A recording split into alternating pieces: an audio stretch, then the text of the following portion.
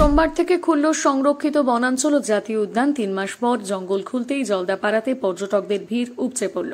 খুলল হাতির সাফারির রুট। এদিন পর্যটকদের ফুল মিষ্টি দিয়ে জলদাপাড়া জাতীয় উদ্যানের গেটে পর্যটকদের স্বাগত জানালো বন দপ্তর। এখন থেকে বনাঞ্চলে প্রবেশ করতে পারবেন পর্যটকরা, পাশাপাশি যেতে পারবেন ডুয়ার্সে জাতীয় উদ্যানে, করতে পারবেন হাতি সাফারি। জঙ্গল ঘুরতে আসা পর্যটকরা বলেন, বনকর্মীরা যেভাবে বরণ করে আমাদের জঙ্গলে ঢুকতে স্বাগত জানালেন, সত্যি ভালো লাগলো।